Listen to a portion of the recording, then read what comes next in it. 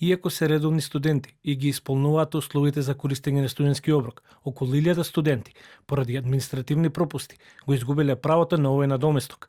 Во изјава за телевизија 24 од студентската организација Студентарија вела дека до нив пристигнале бројни пријави од студенти на кои Министерството за образование им го укинало неделниот надоместок од 840 денари.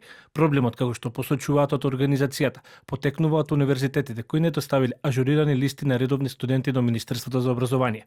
Според анкетите и анализите спроведени од Студентарија, студентите се соочуваат со овој проблем уште од почетокот на академската година. Од таму информираат дека досега на студентите им сеускратени околу 7 милиони денари, средства кои требало да бидат исплатени врз основа на правото на студентски оброк. Овој месец повеќе факултети, меѓу кои што се педагошкиот факултет при УКИМ, ПЕИТ при УКИМ, неколку факултети на Универзитетот Мајка Тереза и неколку факултети на Универзитетот Гоце Делчев не ги доставиле навреме податоците до Министерството за образование и наука, што всушност е причина зошто овие студенти не се заведени како редовни студенти и Министерството смета дека на нив треба да им прекине правото на оброк. Над 1000 студенти воопшто не е мала бројка, студентите добиваат по 140 денари дневно, што значи дека според нашите пресметки, повеќе од 7 милиони денари ќе бидат одземени од студентите поради грешка на институциите, факултетите и Министерството за образование и наука.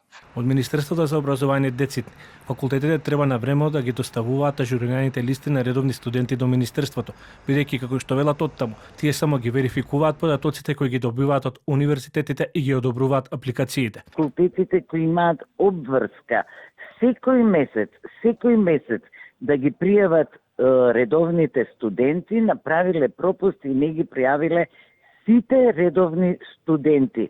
Од тука Министерството по закон не може да им го исплати студентскиот оброк. Меѓутоа, тие имале шанса од 1 до 5 ноември повторно да се пријават за студентски оброк, а факултетите да си ажурираат својата листа.